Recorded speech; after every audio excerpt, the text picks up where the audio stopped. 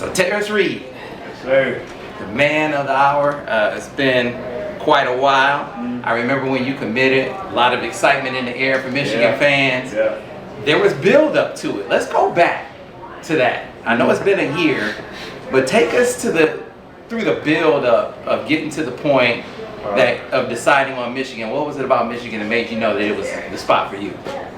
I mean, it was tough at first. So first, I didn't want to go to Michigan. My parents dragged me to the visit. After the visit, oh yeah, it's okay. But at the end of the day, I wrote down my pros and cons, and overall, Michigan was the best fit for me. So playing under Coach Howard, I know that will help me develop as a young man and as a player to get to that next level. So it seemed like to me that, I mean, there were some Big Ten schools that were, it seemed like you were leaning that way for a period of time. Don't know if that was true. Was that accurate? And how did Michigan come in and swoop in so quickly? So my top two at one point was Michigan State, Ohio State, but Ohio State was leading by a ton. So that's like, after that visit, I was ready to commit, get it over with, recruiting process done.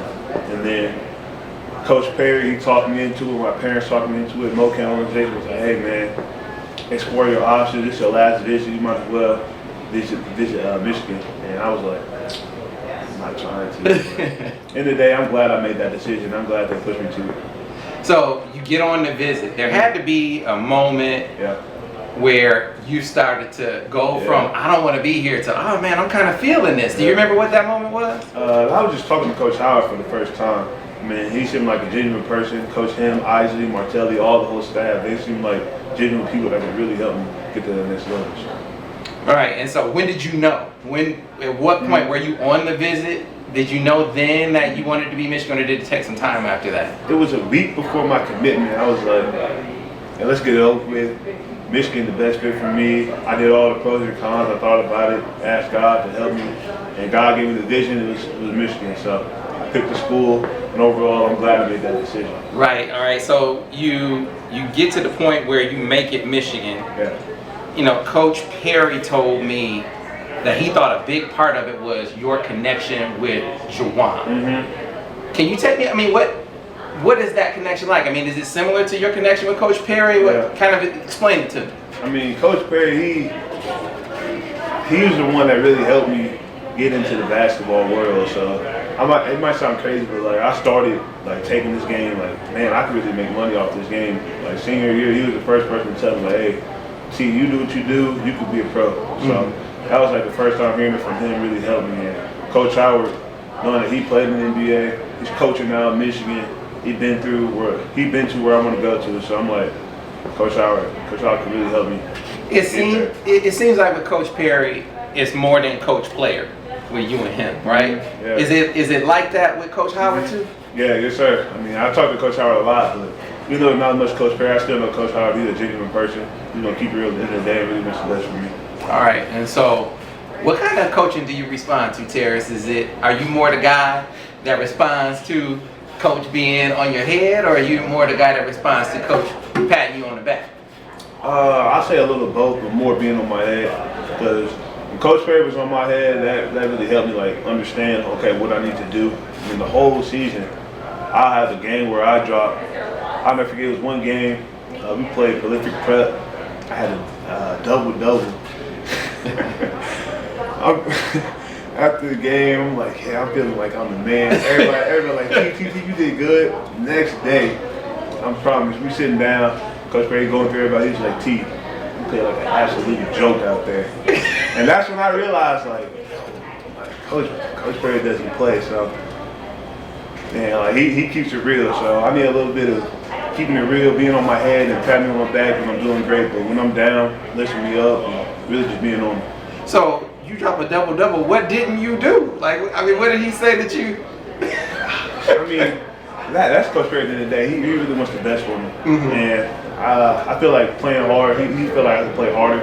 Okay. And there's a couple games where I had 18-10. He's like, you should have had 25 and 15. You could always do more out there. So that's my mindset approaching going to next year. That okay, I can always do more. I can always do better. Got you. All right. So pretend that I haven't seen you play. And I'm a coach or a scout in the stands, and I'm watching Tarris Reed. Break down your game. Tell me what you see. I'm a power forward center. I'm a hybrid. I can do everything on the court. I can shoot, dribble, take it off the dribble. I can score down low, but I specialize back to the basket, and that's where I get my bread and butter. Okay. All right. So, skill set wise, it really feels like your game evolved. Like you were adding dimensions to your game. Where would you say in the past year your game has grown the most? That's it. I'll say past year. Okay, learning the game, learning how to play the game. Going to link, that really helped me learn how to play the game and really not think but react to the game when it's coming to you. So I'm coming there thinking I'm pretty good. As soon as I get to link, Coach Perry, he keeping it real with me. Man, there's so many times I'm like, I want to quit, give up, stop, but overall I pushed through it and I'm glad I did. Is there anything about your game that people who just look at you on Huff haven't seen you play, you think that would surprise them when they watch you? I feel like my versatility is pretty slept on around a lot of people. People see me shoot, I know to shoot, take it off the dribble. Like, it's a lot of things I have that a lot of people don't see, but next year I'm planning to show it and let the world know what I can do. Right, so yeah, a lot of people think they sort of relegate you to being on the block, but you know, watching you over this past year especially, you were really comfortable away from the rim. How many shots were you putting up a day, for instance, to get your 3-point shooting percentage better? I'll say a lot, really. I mean, our day-to-day schedule at Link was crazy. It was really a college schedule. You waking up straight to weights. You got practice after that, you got class, you got another workout, and then after you probably go to the gym and shoot, and you repeat it every day, like 7 days a week and stuff. It was tough and hard on me, but I realized that it helped me on the court and really prove myself as a player. So, your role, what is the Michigan coaching staff, what is Juwan telling you about what your role, what he expects your role to be next year? I'm just going out there trying to get some minutes. Not get some minutes, but like impactful minutes, and really show what I have. So 5, 4, whatever coach put me, I'm gonna do my job and do the best I can at it. So I'm gonna go out there, do me. Tarris Reed Jr. Got you. So Hunter's coming back. Were you surprised to hear that he was coming back? Not really. I mean, I was planning on it. I mean, it really doesn't affect me as a lot of people think it does, but overall, I could play with Hunter. I could do everything with him. So I can play at the 4, he's at the 5, I can play at the 5. Like, it really doesn't matter. I'm gonna go out there and do my job. So let's role play this. You and Hunter on the floor together. What kind of problems can you pose the opposition? That's a big problem. I mean, simple as high-low, people sleeping on my outside versatility, so it can really create mismatches on that court. So I mean, have you had to feed another big? I mean, have you been the high and the high-low before? Mo can't feel us apart. I mean, I played with him all summer, so I played the 4 most of the summer, so I'm really comfortable playing outside, playing inside, so it was pretty fun playing one with him. Got you. So, you know, iron sharpens iron, game recognized game, we can do all the cliches. So playing against Hunter is going to help you raise your level of play. But there's another piece of playing against Hunter, because he has a mouthpiece on him. I think you know that. Are you ready for the challenge of the talk that Hunter's going to be throwing at you? I mean, I myself, I don't consider myself a trash talker, but I do talk a lot. I mean, other people see like, man, you being too hard on him, or you got to calm down, you speaking too much, you saying too much. But overall, I just love playing the game, so I'm gonna speak my piece of mind. Got you. All right. So have you had the chance to play against Hunter like on an open run or anything like that? No. So this is gonna be the first time. So have you played that through in your mind? I mean, you know, big fella's experience.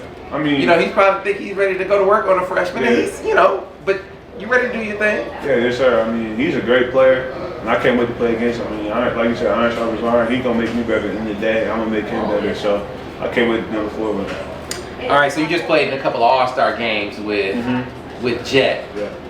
First, what is the vibe like as guys, as friends, and then as players between you and him?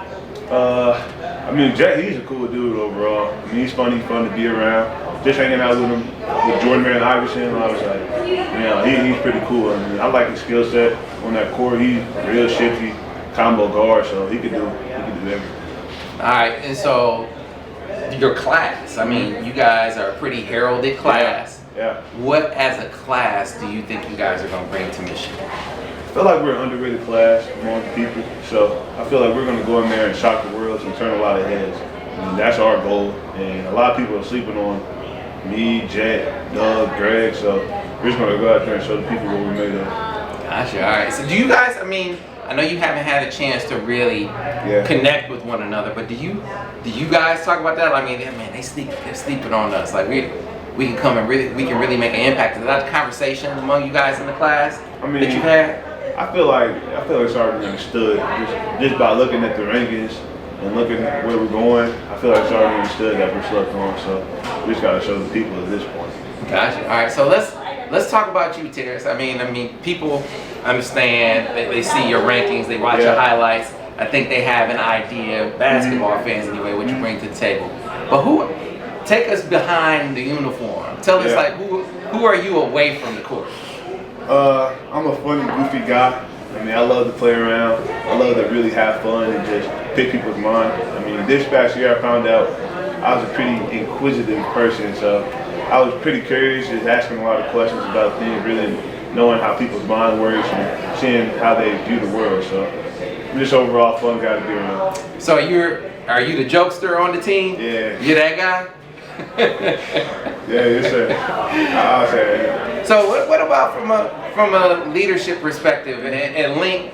Did Coach Perry count on you to be not just the guy who led with his game, but also to lead vocally? Was that something that you were charged with doing? Yes sir. But I gotta give the credit. Shout out Damian Mayo. He was our like real leader on that team. I mean, he was probably the most slept on out of all of us. He came. Me and him started at Chaminade, ended in Link. So I've been with him all 4 years, and I really understand his game and respect him a lot. So that's my ride or die guy. So I got you. Stick with him for forever. I got you. Yeah. So it really feels like there's a lot of your game that evolved over the past year. I sort of asked you already what about your game would surprise people on the court. What about you would surprise people off the court? I got one thing a lot of people do not expect. I play the saxophone. Baritone saxophone. Been playing since like 6th grade. So when people find out I play the sax, they're like, "What? Like you play the saxophone?" Yeah, and I'm actually pretty good. So how often do you get? I mean, if you're grinding on the court all the time, you got school. When did you get a chance to do that? At Lincoln it was hard, but now since we got free time, we got a little downtime able to play and practice. Because definitely in Michigan, I'm gonna go out and show people what I can do. A little sax, so I can't wait. So what is that for you? Is that like therapy? Is that like a release? Is it like a respite from the grind of the game? It takes my mind off the game at some points because it can get hard on your mind, your body, and just playing the sax, it clears all that out. So. Okay, all right. So, what's your? Is there a favorite tune, a favorite song, a favorite? And what do you play? You play classical? Do you play jazz? Do you play contemporary? I look up some music and I just play it off straight from there. Okay. My favorite song probably is All of Me, John Legend. Okay. That's probably my favorite. And you play that on the sax? Okay. All right. So, tell us about your family. I mean, and the reason why I asked that question, I mean, I guess I ask everyone because no one gets through the journey alone. But on your visits, you guys took a photo together where it was like, that one. That was tough. Yeah, you took that photo, and it was clear in just the still shot that you guys are a tight unit. Yeah. So kind of take me through the role that they played in your journey. I mean, all of them, one by one. I go with my pops first. I mean, I go with my mom first. She's my rock. She's the one that holds everything down in the house. I mean, she's the one I really look forward to, look up to really just help us all out. I mean, she's been with me since the beginning, and I know she's gonna stick with it. And my dad, he was the one that really helped me from a young age get to this basketball point. I mean, I remember being a little kid, he forced me to the gym, forced me to work out. Me hating it ever since 8th grade when he literally made me fall in love with the game. And since then, I never looked back. And I got 2 younger brothers, Trevor and Tristan. Next up. Okay. Next up. That's all I gotta say. Okay. Next up. So what positions do they play? Everything. Okay. Everything. I'm trying to get them to work on their ball handling so they can't put you in a certain position. Like you could do everything on the court. You could play the 3, play the 4. You can guard a 5, like a little bit of everything. So are they different from you in that? Yeah. And here's what I mean. You said around 8th grade, Yeah. Dad had to push you to the gym. Are they like that, or are they running to the gym at the same age of development? What is their mindset like as players at this stage? I mean, for myself, I feel like my dad, he kind of like, not really soft, but you know, as it goes on. He got it all out on you? You get a little tired. He went it all out on me. I mean, there's days where I'm crying to go to the gym. Like, I did not want to go. He's making me go. And then it was just me and Trevor at first, so we was the one going everywhere, working out together, practicing together, one-on-one. So when Tristan came along, the youngest one, I mean, he was tired by then, but you could tell, like, the development for him, really, like, he could be special. I mean, he's already, like, 6'7", 8th grade, taller than I was, dunking. Okay. So he's going to be a problem. He's going to be a problem. All right, man. I can see the excitement that you have for him, and the pride that you have in what he's going to do. So, when do you get to Ann Arbor? Let's, you know, because I know fans are anxiously anticipating that. And what are you doing? What are you working on to get ready? I get to Ann Arbor, June 24th is when I have to report, and working on shooting, being more consistent outside shooting. This summer I'm not trying to work on everything else. I'm trying to but work on what I'm good at, like jump hooks around the rim, and really work on my shooting, my outside shooting, being more consistent from the arc. So I feel like those two things can really help me go further along in this college, hopefully NBA experience. Yeah, and when you look at, I don't know what your numbers were, but I'm assuming that there was a tangible improvement in your shooting percentage from junior to senior year. Is that right? Yeah, yes, sir. Yeah, and so is it the same routine? Because I mean, if it worked before, is it the same routine that you put forth last year? Yeah, it's really just staying consistent in the gym. I mean, going to the gym at night, in the morning after practice, it's really staying consistent, sharpening up your shot. I mean, that's really what I did to help me, so felt like it worked. All right, so I mean, I know this whole interview has been honest, but I need some honesty from you. Any part of this next phase, this next step that you're nervous about? No, not really. I mean, I've been in the gym, I've been working, I know my game, I know what I have to do, so I just gotta go out there and just do me, do myself, and I'll be fine. Right, and so it's gonna be interesting to see how the roster evolves. I mean, you got any inklings on what the guys who are going through I mean, they're literally at the combine right now. You hear anything about that? I mean, I wish them the best of luck. I mean, if they come back, that's great for us. If they don't, best for them in the NBA experience. So I'm rocking with whatever they do. So. Gotcha. And so what are you gonna be majoring in Michigan? Business. Business. Yeah, yes, sir. Okay, so you're gonna be a businessman once you get done with this game, huh? You got aspirations of being a businessman in the game or outside of the game? Outside the game, I want to start my own company, but whatever comes to me, blessings come to me, I'm gonna take it. So I'm gonna take advantage of what I have. Gotcha. All right. Well, Tarris, man, appreciate you taking this time. Yes, sir. Good luck on your Michigan journey, and we'll see you next year. Appreciate it. All right, man. Appreciate it. Yeah, you have to go.